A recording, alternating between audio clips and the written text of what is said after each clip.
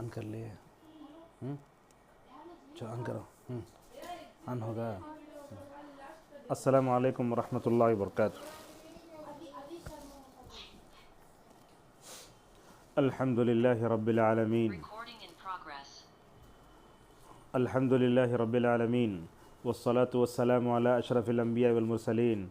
अल्लाहुम्मा सल्लि व सल्लिम व बारिक अला अब्दिका व रसूलिका मुहम्मद व अला आलिहि व अस्हाबिहि अजमाइन व अला मन तबिअहुम बि इहसान इला यौमिद्दीन, अम्मा बाद। एक लंबे वक्फ़े के और गैप के बाद सूरह नूर की तफसीर हल्क़े में आप सबका इस्तक़बाल है। अल्लाह से हमारी दुआ है अल्लाह हम सबको किताब व सुन्नत फ़हम सलफ़ की रोशनी में समझने और उसके मुताबिक अपनी ज़िंदगियों को ढालने की तौफ़ीक़ अता फ़रमाए, आमीन। आज के दर्स में वो बातें हैं इंशाअल्लाह, पर्दे के ताल्लुक़ से कुछ बातें आएंगी इंशाअल्लाह। अल्लाह तबारक व तआला ने मुआशरे को पाकीज़ा बनाने के उसूल बताए। कहा कि अपनी निगाहों की हिफाजत करो, अपने शर्मगाहों की हिफाजत करो। मर्दों को औरतों को इंडिविजुअल अलग अलग तौर पर हुक्म दिया गया। ज़ीनत क्या होती है और ओढ़नी कैसे ओढ़ना चाहिए, वो सब सारी बातें आ चुकी हैं। तो औरत जिन लोगों के सामने अपने ज़ीनत का इजहार कर सकती है वो ज़िक्र आज के दर्स में है। अल्लाह ताला फरमाता है वला युब्दीन ज़ीनतहुन्ना इल्ला लिबुउलतिहिन। कहा कि वो अपनी ज़ीनत को ज़ाहिर ना करे मगर अपने शौहरों के सामने। हाफिज़ सलाहुद्दीन यूसुफ़ हफ़िज़हुल्लाह रहमहुल्लाह कहते हैं कि औरत जो बीवी होती है वो अपने शौहर के सामने अपनी ज़ीनत का इजहार कर सकती है। तो सबसे पहले शौहर का ज़िक्र किया गया तो कहते हैं इसमें सर फहरिस्त बीवी शौहर है। शौहर को सब पर मुक़द्दम किया गया है क्योंकि औरत की सारी ज़ीनत शौहर ही के लिए होती है और शौहर के लिए औरत का सारा बदन हलाल होता है। उसके अलावा जिन महारिम और दीगर अफराद का वक्त घर में आना जाना रहता है रिश्तेदारी की वजह से या दीगर वजह से उनकी जिनसी मैल नहीं होता जिसमें, तो इसमें बात बताई जा रही है सबसे पहले कि बीवी अपने ज़ीनत का इजहार कर सकती है अपने शौहर के सामने। जैसे चाहे कपड़े पहन सकते, जैसे चाहे रह सकते, लेकिन घर में अगर बच्चे हों तो माँ बाप को भी अपने बच्चों के सामने हया का मुज़ाहरा करना चाहिए। हम घरों में देखते हैं माँ कपड़े बदले या बाप कपड़े बदले तो बच्चों से छुप कर बदले। क्यों? इसलिए कि आप बोलते छोटे बच्चे थे ना, मगर उसका असर बहुत होता है। अगर आप छुप कर बदलते हैं तो अल्हम्दुलिल्लाह बच्चों में हया पैदा होती। देखो अल्लाह अकबर, माँ बाप के अंदर हया हो तो बच्चों के अंदर भी हया आती है। रसूल अकरम सल्लल्लाहु अलैहि वसल्लम ने जिन मर्दों के हवाले अपने बेटियों किया, दोनों माशाल्लाह हया रखने वाले थे। एक उस्मान हैं और दूसरे हैं अली रज़ियल्लाहु अन्हु। तो शौहर के सामने बीवी क्या कर सकती है, अपने ज़ीनत का इज़हार कर सकती है। दूसरे नंबर पे तो समझ में आया जिनका ज़िक्र हो जाता है इंशाल्लाह पहले बताएंगे। और हमारे घरों में ख़वातीन जो पर्दे से मुताल्लिक़ गफलत और तसाहुल बरतती है ना, उसका भी इंशाल्लाह ज़िक्र करेंगे। दूसरे नंबर पर कहा इल्ला लिबुउलतिहिन्ना व आबाइहिन्ना। बेटी जो होती है वो अपने बाप के सामने रह सकती है। क्या मतलब? बग़ैर बुर्क़े के रह सकती है। और इसलिए कि बाप बेटी जो होती है वो रिश्ता महरम का होता है। और उसके बाद का औ आबाई बुउलतिहिन, शौहर के बाप मतलब खुसर, यानी मतलब ये हुआ कि बहू जो होती है वो अपने खुसर के लिए क्या होती है, रिश्ता महरम होता है खुसर अपनी बहू के लिए। इसी तरीके से कहा औ अबनाइहिन्ना, माँ अपने बेटों के सामने ज़ीनत का इजहार कर सकती है। उसके बाद कहा ओ इख्वानिहिन्ना, भाइयों के सामने, मतलब ये हुआ अगर बहन हो तो उसे भाई से पर्दा करने की ज़रूरत नहीं, सगा भाई मतलब है। औ बनी इख्वानिहिन्ना, भतीजों का मतलब ये हुआ कि जो फूफू होती है, फूफी हमारे घरों में फूफू बोलते हैं उसे, फूफी जो होती है वो अपने भतीजों के सामने जा सकती है। और उसके बाद का औ बनी अखवातिहिन्ना, भांजे का मतलब ये हुआ कि खाला के सामने, खाला जो है अपने भांजों के सामने जा सकती है। जैसा कि आयशा रज़ियल्लाहु ताला अन्हा को बच्चे नहीं थे तो उनके जो बहन थी अस्मा, उनके वो बच्चों के सामने जाती है। उर्वा रहमहुल्लाह हैं, अब्दुल्लाह इब्न ज़ुबैर वग़ैरह हैं। इसी तरीके से आम औरतें, अब जैसे दूध वाले घर में आती है या कोई बेचने वाली आती है तो हमारे घर के हो तो उसके सामने जा सकते हैं। मगर अल्लामा शौकानी रहमहुल्लाह के बाद ये बताते हैं कि वो आम मेल जोल की औरतें हैं ना, उनके सामने जा सकते, मगर कुफ़ार और मुशरिकीन की औरतों के सामने नहीं जाना, बल्कि ऐसा एक तरह का खौल नज़र आता है। वो क्या है, असल में क्या है, गैर मुस्लिम ख़वातीन कुछ भी आती है ना, तो हमारी ख़वातीन भी भोली भाली होकर उनके सामने चले जाती हैं। वो खूबसूरती माल सब देख करके अपने शौहरों के सामने जाके उसकी सिफत बयान करती हैं, मैंने ऐसे देखा, उनके पास माल इतना है। तो उसका उसका नुकसान क्या होता है, नुकसान ये होता है कि वो क्या होता है, वो गैर मुस्लिम जो आई उसके भाई वगैरह क्या करते हैं, नाउज़ुबिल्लाह, वो अपने बहन के ज़रिए मुसलमान लड़की औरत तक पहुंचने का रास्ता बनाते हैं। और उसके बाद कहा औ मा मलकत अय्मानुहुन्ना, लौंडियों के सामने, अवित्ताबिईन गैर उलिल इर्बत मिनर रिजाल, उसमें कौन है, ऐसे तर्जुमा क्या उसका, ऐसे लोग नौकर चाकर जो मर्दों के शहावत वाले ना हों। अब जैसे बुढ़ा है 70-5 साल का, 80 साल का है, अगर उससे शहावत नहीं है तो उसके सामने भी जा सकते हैं। कभी कभी होता है, हम देखते हैं हमारे घरों में देखते हैं, औरत होती है तो उसके बहन के ससुर होते हैं, हाथ आंसू ऐसे हलते रहते, बड़ी उम्र के रहते, उसके सामने जाने से कोई हरज नहीं, शहावत नहीं है ना उसे। उसके बाद कहा अवितिफ़ल लदीन लम यज़हरु अला औरातिन निसा, वो बच्चे जिनको औरतों के ना जो है राज मालूम ना हो, पर्दे से मुत्तला ना हो। क्या मतलब, बालिग कैसे होते, वो सारी चीज़ें जो होती है ना, वो मिसाल के तौर पर 4 साल का बच्चा है तो उसे पर्दा करने की ज़रूरत नहीं है, या 6 साल का बच्चा है तो पर्दा करने की ज़रूरत नहीं है। और उसके बाद क्या कहा देखो, वला यज़रिबन बिअरजुलिहिन्ना लियुअलम मा यख़फ़ीन मिन ज़ीनतिहिन, और कहा कि औरतों को अपने पैरों को ज़मीन पर मारना नहीं चाहिए। तो इससे मालूम होता है पाजेब जो बोलते हैं ना, पट्टी, वो छुन झनझन होता है ना, वो पहन के औरत को बाहर नहीं निकलना चाहिए। हमारे घर में देखते हैं ख़वातीन खुसूसन खरिये वगैरह की मोटी मोटी पट्टी पहन के बाहर निकल जाती हैं, गलत है ये। जैसे आपके लिए फूल लगाकर या खुशबू लगाकर बाहर जाना नाजायज़ है, इसी तरीके से पाजेब पहनकर जाना भी नाजायज़ है, मगर एक शर्त के साथ वो जायज़ हो सकता है। वो ये है कि पाजेब पहने आप, मगर उसके अंदर जो घुंघरू है ना वो निकाल देना।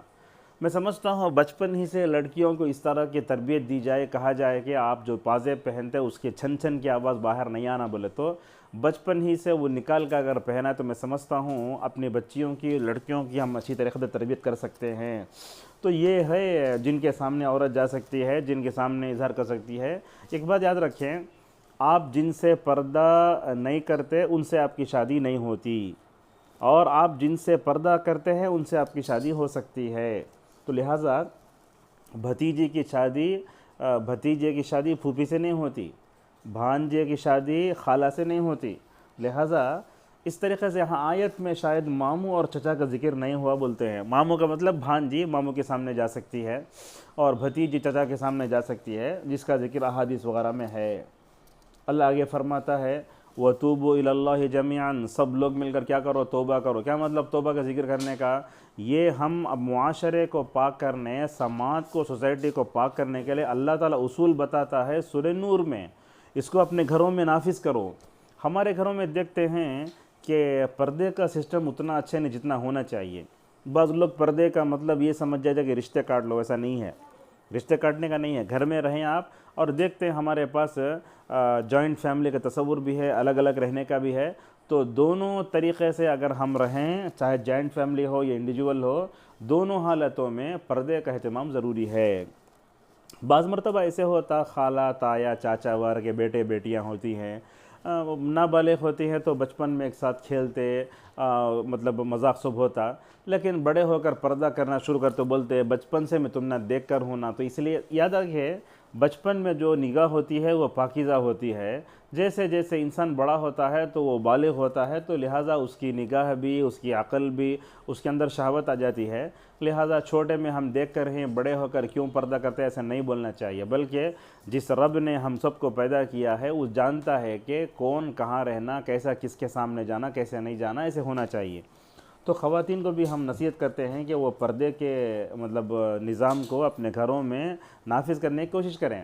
पर्दा जुल्म नहीं है, पर्दा क्या है, अल्लाह की तरफ से हुक्म है। ये औरत जब पर्दा करती है तो वो अपने खाविन के दबाव में आकर ना करे, अल्लाह की बात मानना है, रसूलुल्लाह की बात मानना है, और उसके बाद वो अपने शौहर की बात मानती है तो इंशाअल्लाह जन्नत के 8 दरवाज़ों से बुलाई जाएगी। लिहाजा इसके अलावा किसी के सामने नहीं जा सकते। मिसाल के तौर पर तायाज़ाद बहन है, बड़ी हो गई है, नहीं जा सकते। खाला के बेटे, कज़िन बल्कि हमारे माशरे में इतना उसको वसी कर दिए हैं। खाला के बेटियाँ, ताए के बेटियाँ, ताए सब बच्चे, ताए के बच्चे, मामू के बच्चे सब मिल जाते। बल्कि चाची से भी पर्दा है, मामी से ही पर्दा है। जिनसे आप पर्दा नहीं करते उनसे शादी नहीं होती, आप जिनसे पर्दा करना शादी हो सकती है। मिसाल के तौर पर चाचा की जो बीवी होती है उससे पर्दा है भतीजों का। क्यों? इसलिए कि चाचा का अगर इंतकाल हो जाता है तो भतीजे उससे शादी कर सकते हैं ना। तो इस तरीके से अल्लाह तबारक व ताला जितना बताता है, अल्लाह के हुदूद हैं, उसको पामाल नहीं करना चाहिए। इस बेपर्दे की वजह से हमारे मुआशरे में क्या क्या होता है, इंशाअल्लाह आगे दर्स में हम आपके सामने बयान करेंगे। लिहाजा ख़वातीन से गुजारिश है कि पर्दे को अल्लाह का हुक्म समझकर अमल करें। आयशा रज़ी अल्लाह अन्हा कहती हैं, कितनी बेहतरीन थी अंसार की औरतें, जब अल्लाह ताला ने उनको पर्दे का हुक्म दिया तो क्या करती थी, वो पर्दा कर ली, दीन की समझ पैदा कर ली। नमाज फ़जर से वापस जाने के बाद जब वो जाती थी तो इतना लग के चलती थी दीवारों को, उनके क्या हो जाते थे, पर्दे फट जाते थे और ओढ़नियाँ फट जाती थी। आजकल तो हाल ऐसा है, पर्दा नाम की कोई चीज़ है ही नहीं है, हया नाम की कोई चीज़ नहीं है।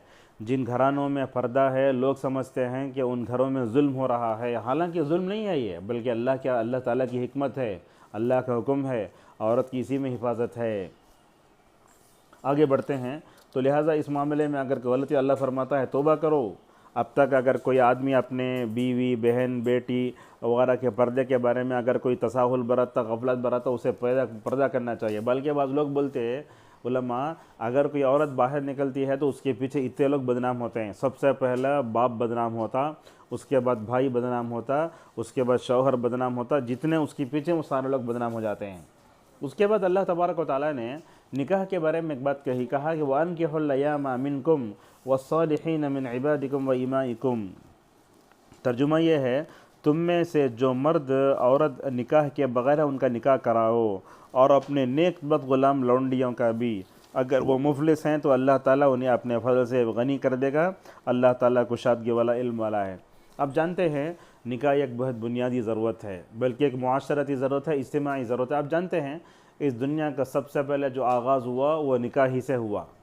अल्लाह ताला ने आदम को पैदा फरमाया, आदम अलैहिस्सलातु वस्सलाम के लिए बीवी के तौर पर हव्वा को पैदा किया गया। देखो, जब भी हम खुतबे निकाह में बैठते, निकाह की महफिल में, वो आयत पढ़ते, या अय्युहन्नासु इत्तक़ू रब्बकुमुल्लज़ी खलक़कुम मिन नफ्सिन वाहिदतिन व खलक़ मिन्हा ज़ौजहा, उसी से उसकी बीवी को पैदा किया गया है। तो ये आयतें बताती हैं कि दुनिया का सबसे पहला जोड़ा ना तो भाई बहन का था और ना तो जो है बाप बेटे का था, ना माँ बेटी का था। दुनिया का सबसे पहला जोड़ा जो हुआ वो कोसा है, आदम व हव्वा अलैहिमुस्सलातु वस्सलाम का है। निकाह का हुक्म क्या है? निकाह का हुक्म बदलते रहता है। और आप जानते हैं निकाह ये नबियों की सुन्नत है, सिर्फ नबी की सुन्नत है, नबियों की सुन्नत है। आप देखें सूरह राद में अल्लाह फरमाता है, वलक़द अरसलना रुसुलन मिन क़ब्लिका वजअलना लहुम अज़वाजन व ज़ुर्रिय्या, हमने आप सब नबियों को भेजा तो उनके हमने बीवियाँ और बच्चे बनाए। आप देखें अम्बिया अलैहिमुस्सलातु वस्सलाम में किन लोगों ने शादी की। आप देखते हैं हज़रत आदम की बीवी हव्वा हैं, हज़रत नूह की, लूत की बीवी भी थी मगर वो काफिरा थी। अल्लाह ज़िक्र करता है, ज़रबल्लाहु मसलन लिल्लज़ीन कफ़रू इम्रअत नूह व इम्रअत लूत कानता तहत अब्दैन मिन इबादिना सालिहैन फ़कानताहुमा फ़लम युग़निया अन्हुमा मिनल्लाहि शैअन व क़ीला उदख़ुलन नार मअद दाख़िलीन। यानी कहा, दो नेक बंदे नूह और लूत के सरपरस्ती में निकाह में रहकर भी ये लोग जो है नौज़ुबिल्लाह अपने आप को बचा न सके, दोनों जहन्नमी हैं। और कहा जाएगा कि जहन्नम में दाखिल होने वालों से दाखिल हो जाओ। दुनिया में जिन अम्बिया ने शादी की उसमें हज़रत इब्राहीम अलैहिस्सलाम भी, उनकी दो बीवियाँ थीं। एक का नाम था हाजर, हाजिरा बोलते हैं, बुखारी में हाजर आया है, उम्मे इस्माइल, और दूसरा है सारा। इसी तरीके से दुनिया में जिन लोगों ने शादी की उन शादियों में हज़रत मूसा अलैहिस्सलाम का ज़िक्र भी है। माशाअल्लाह, दो लड़कियों को पानी पिलाया, वो दरख्त के नीचे खड़े होकर बोले, रब्बी इन्नी लिमा अंज़लता इलैया मिन खैरिन फ़क़ीर, ऐ अल्लाह मैं तेरी रहमत का मोहताज और भिखारी हूँ। अहले इल्म कहते हैं अगर किसी की शादी नहीं होती है, रिश्ता नहीं होता है, तो उसे हज़रत मूसा की दुआ पढ़ना चाहिए, इसलिए कि नेक काम करने के बाद उस नेक काम का वसीला लेने की वजह से अल्लाह ताला ने माशाअल्लाह बेहतरीन ससुराल भी दिया। तो कैसे थे देखो, अम्बिया अलैहिमुस्सलातु वस्सलाम की शादियाँ कैसे हुई। हज़रत मूसा अलैहिस्सलाम भी हया रखने वाले, हज़रत मूसा को जो बीवी मिली माशाल्लाह वो भी हया रखने वाले थे। अल्लाह फरमाता है वजात इहदाहुमा तमशी अला इस्तिहया, जब वो घर को गई तो बाप पूछे क्या हो गया, ये जल्दी आ गए, तो बोले एक मर्द हमने पानी पिलाया, तो जाकर बुला लाओ। तो वो लड़की जब चलती हुई आई तो कुरान जिक्र करता है कि उसके अंदर हया थी। इससे मालूम होता है औरत के अंदर हया जो होती है बहुत अहम है, उसका वो फितरी ज़ेवर है। वो अगर औरत के अंदर हया ना हो तो वो औरत का तस्वुर ही नहीं है। लिहाजा जब आई तो हया के साथ आई। अल्लामा इब्न कसीर रहिमहुल्लाह हज़रत उमर इब्न ख़त्ताब रज़ियल्लाहु अन्हु का कौल नकल करते हैं, जब वो आई तो उसने अपने सर से लेकर पैर तक अपने आप को छुपा कर रखा था। क्या समझ में आया, पर्दा हमारे शरीयत में नहीं था बल्कि पर्दा हमारे से पहले शरीयतों में भी मौजूद था। अब देखें वो सूरह नमल में बिल्किस का वाक़या है हज़रत सुलेमान अलैहिस्सलाम के साथ। जैसे ही उसने नीचे देखा तो जिक्र आता है वह कशफ़त अन साक़िहा, उसने पिंडली तक अपना कपड़ा उठा दिया। इब्न उसैमीन रहमतुल्लाह कहते हैं शायद वो अपने कपड़ों को ढांप कर रखी थी, नीचे जब कुछ नज़र आया तो अपने कपड़ों को ऊपर उठा लिया। तो लिहाजा मालूम होता है अम्बिया अलैहिमुस्सलातु वस्सलाम की भी बीवियाँ थीं। सबसे बेहतरीन अगर किरदार किसी का है शौहर का तो वो अल्लाह के रसूल सल्लल्लाहु अलैहि वसल्लम का है। तिरमिज़ी में हदीस आती है, नबी ने फरमाया खैरुकुम लिअहलिहि व अना खैरुकुम लिअहली, लोगों याद रखो तुम में सबसे बेहतर वो है जो अपने बीवी बच्चों से अच्छा सलूक करे। आपने ये दावा कहकर दलील दे देखो, अगर तुम इसको दलील देखना चाहते तो मेरे को देखो, मैं अपने घर वालों में सबसे ज़्यादा अपने बीवी बच्चों अच्छा सलूक करता हूँ। मैं रसूल अकरम सल्लल्लाहु अलैहि वसल्लम ने एक से ज़्यादा शादियाँ की, मगर आप सल्लल्लाहु अलैहि वसल्लम ने बीवियों का हक़ भी दिया। अल्लामा इब्न कसीर रहिमहुल्लाह सूरह निसा की तफसीरों में फरमाते हैं रसूल सल्लल्लाहु अलैहि वसल्लम बड़े कामयाब शौहर थे। आप सल्लल्लाहु अलैहि वसल्लम ने जिन जिन औरतों को अपनी ज़ौजियत में लिया आपने उनका हक़ अदा किया। आप सल्लल्लाहु अलैहि वसल्लम बहैसियत बेहतरीन शौहर थे। मैं समझता हूँ इतना अच्छा शौहर इससे पहले तारीख़ ने देखा भी नहीं, और इतना कामयाब शौहर क़यामत तक अल्लाह के रसूल सल्लल्लाहु अलैहि वसल्लम जो दुनिया नहीं देख सकती। तो अल्लाह ताला फरमाता है कि निकाह कराओ। निकाह क्या हुक्म क्या होता है, उलमा फरमाते हैं कि निकाह कभी वाजिब भी हो जाता है। कब? निकाह वाजिब उस वक्त होता है जब इंसान के बुराई में पड़ने का अंदेशा है। आजकल तो देखते हैं ख़दम ख़दम पर नौजवान लड़के लड़कियों को अपनी शर्मगाह, अपनी ज़बान की और अपने जो है निगाहों की फ़र्द बहुत चैलेंज हैं। इस सूरत में अगर किसी पर जो है अपने काबू में नहीं कर सकता इंसान, ख्वाहिश को भड़कती है ख्वाहिशें, तो उसको चाहिए कि वो शादी कर ले। बाज़ लोग इल्म हासिल करने को बहाना बनाकर शादी में ताख़िर करते हैं। अब्दुल रज़्ज़ाक़ अल बदर हफ़िज़हुल्लाह कहते हैं अगर आप अपनी बीवी को मुतमईन कर सकते और नान नफ़ा दे सकते, ख़र्च दे सकते, तो शादी कर लो, कोई हरज नहीं। क्यों? शादी जो है इल्म की राह में रुकावट नहीं है। तो शादी कभी वाजिब हो जाती है, शादी कभी मुस्तहब होती है। माशाल्लाह देखते कैसे उलमा हैं जिन लोगों ने माशाल्लाह बड़ी पाकीज़ा ज़िंदगी गुजारी।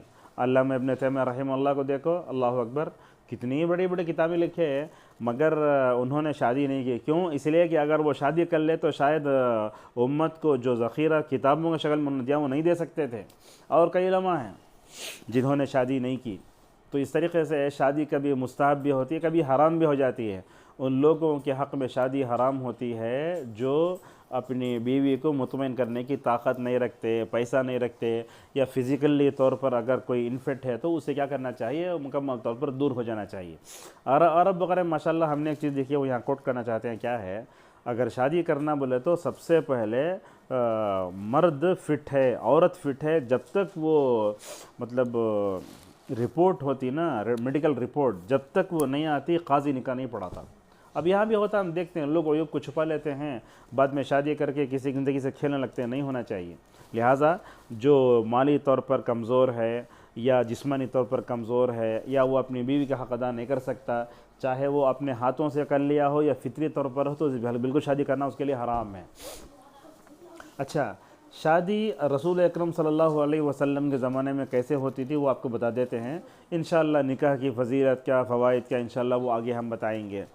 रसूल अकरम सल्लल्लाहु अलैहि वसल्लम के ज़माने में जो निकाह हुए, अल्लाहु अकबर, उस निकाह में आप सल्लल्लाहु अलैहि वसल्लम बड़ी सादगी इख्तियार करते। ख़ुद देखो नबी सल्लल्लाहु अलैहि वसल्लम की शादियों में आप सल्लल्लाहु अलैहि वसल्लम ने अज़वाज मुतहरात से निकाह फरमाया, तो शायद किसी वलीमे में आपने न बिरयानी पकाई, न मीठा था, न शादी महल था, न कुछ था, बल्कि आपने फरमाया सबसे बेहतरीन निकाह वो है जिसके अंदर ख़र्च कम आता है, जिसका महर कम होता है। अल्लाह के नबी सल्लल्लाहु अलैहि वसल्लम ऐसे फरमाते हैं, खैरुन निकाह अयसरुहु मऊना, जिसमें ख़र्च कम हो।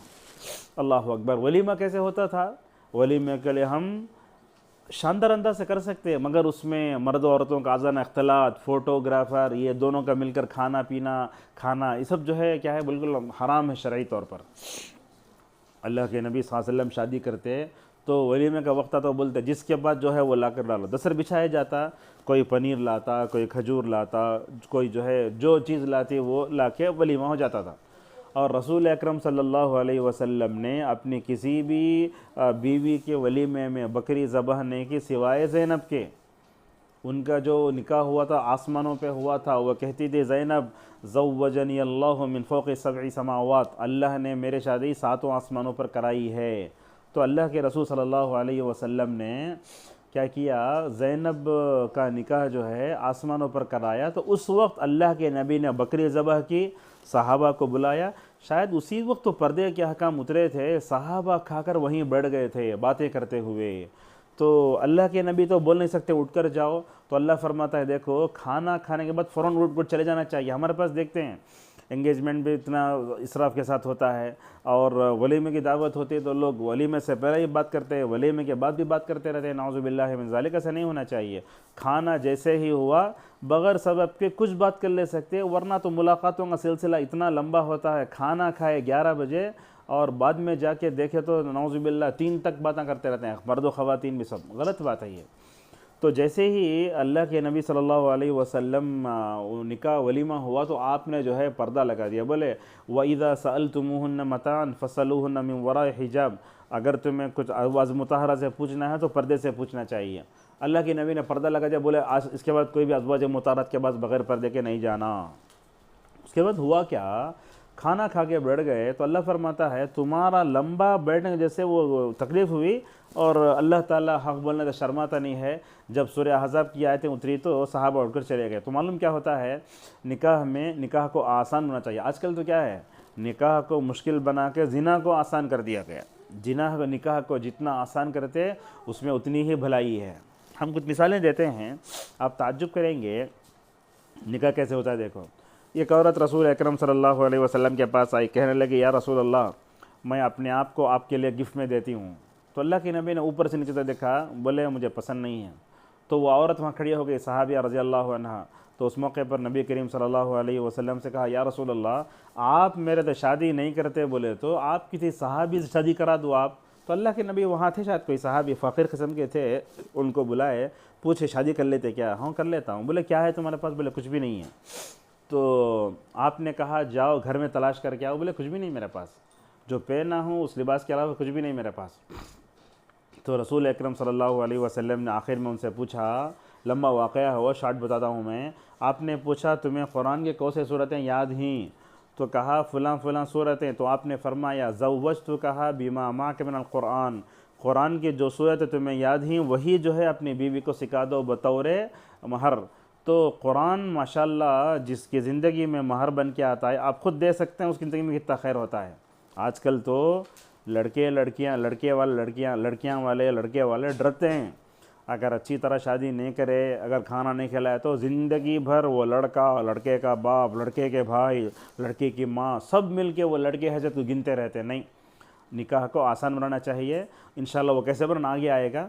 और आप सल्लल्लाहु अलैहि वसल्लम के ज़माने जो निकाह हुए उसमें क्या करते थे, दीनदारी को देखते थे, ना खूबसूरती को देखते, ना मालदारी को देखते, और ना हसब व नसब को देखते थे। अगर मालदारी के साथ ये तीन, अगर दीनदारी के साथ तीनों चीज़ें मिल के आ गई तो कोई हरज नहीं है। मगर दीनदारी को हटा करके जो लोग सिर्फ खूबसूरती को, माल को, ख़ानदान को देखते हैं, ये अच्छी बात नहीं है। आप सल्लल्लाहु अलैहि वसल्लम ने क्या फरमाया, औरत का जो रिश्ता होता है वो 4 चीज़ों को देखकर किया जाता है, ख़ानदान, हसब, माल। कहा तुम दीनदारी को तरजीह दो, तुम कामयाब हो जाओगे। बड़ी पते की बात। अल्लामा अलबानी रहमतुल्लाह बताते, वो कहते हैं अगर तुम दीनदारी को बुनियाद बनाकर शादी करोगे तो फ़ायदा यह होगा कि नबी की दुआ तुमको लगेगी। अब एक बात बोलता हूँ, हक़ कड़वा होता है। देखो, हमारे घरों में लड़की तलाश करने के लिए जो ख़वातीन जाती हैं, सबसे पहले उनकी दीनी तरबियत करने की ज़रूरत है। अब वो जाके देखते, पहले अगर मांग में सफ़ेद बाल हुआ तो रिश्ता रिजेक्ट हो जाता हो, और चला को देखते, चलो देखेंगे, क्या है वो शोपीस है। अरे मैं तो बोलता हूँ उसको जाकर वो सवाल करना चाहिए जो मुनकर नकीर ख़बर में पूछते। पहले मर रब्बु का पूछो उसे, मन नबियों का पूछो, उसके बाद इस्लाम क्या पूछो। दीनदारी को तरजीह ही नहीं देते। घर में जाके बैठ के देखते हैं वहाँ पीतल का वो रखा हुआ है, रखा हुआ है, अकाउंट कितना है, तुम्हारे घर में कारा कितने हैं, तुम्हारे भाइयाँ कितने हैं, अलग है क्या, माल कितना है, बैंक बैलेंस कितना है। अल्लाह अकबर। आजकल तो देखते हैं वो लड़कियों को तलाश करने में, लड़कों को तलाश करने में लोग माल को ज़्यादा देखते, और माल को ज़्यादा देखने में क्या होता, दीनदारी को नाउज़ुबिल्लाह तरजीह नहीं दोगे तो क्या होगा। ये भी हदीस में सुन लीजिए, तिरमिज़ी में आता है, हज़रत अब्दुल्लाह इब्न अब्बास रज़ियल्लाहु अन्हुमा फरमाते हैं, रसूल अकरम सल्लल्लाहु अलैहि वसल्लम ने फरमाया, इज़ा अताकुम मन तरदौन खुलुक़हु व दीनहु फज़व्विजू। अगर तुम्हारे पास रिश्ता आता है दीनदारी का या नहीं तो अखलाक का, जिसके कैरेक्टर अच्छे होते, जिसका दीन के घर में दीन होता है, उसको करके लाना चाहिए। गोरी है, चपटी है, नाटी है, ऊंची है, 5.5 है, 4.5 है, वो सब नहीं देखना चाहिए।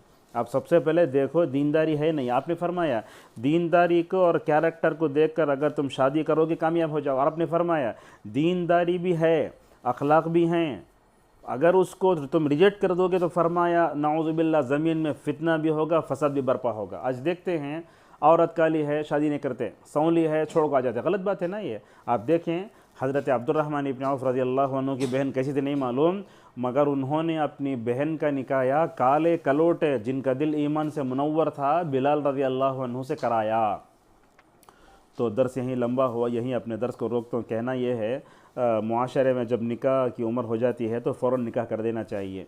अगर माँ बाप अपने बच्चियों का निकाह करने में ताख़िर करते हैं तो अल्लामा बिन बाज़ रहिमहुल्लाह ने कहा कि माँ बाप गुनहगार भी हो सकते हैं। ज़रूरत है निकाह कैसे होना, रसूल अकरम सल्लल्लाहु अलैहि वसल्लम के ज़माने में निकाह कैसे होता था, आपने शादियाँ कैसे की, निकाह कैसे किया, वलीमा कैसे किया। तो ये मुआशरे में बेदार लाने की ज़रूरत है। और निकाह को आसान करना हो तो क्या होना, असलाफ़ की शादियाँ, खुसूसन मूसा की शादी कैसे हुई, इंशाल्लाह वो भी हम आगे दरसों में आपके सामने बयान करेंगे। अल्लाह ताला से हमारी दुआ है जो भी कहा गया है उस पर सबसे पहले मुझे और आप तमाम लोगों को अमल तौफ़ीक़ अता फ़रमाएँ। दुनिया में जो बेजोड़े लोग हैं, लड़के और लड़कियाँ, अल्लाह ताला गैब से उनके लिए मुनासिब रुज़्क़ का इंतज़ाम फ़रमाए। व आखिर दावाना अनिल हम्दुलिल्लाहि रब्बिल आलमीन। वस्सलामु अलैकुम व रहमतुल्लाहि व बरकातुहू।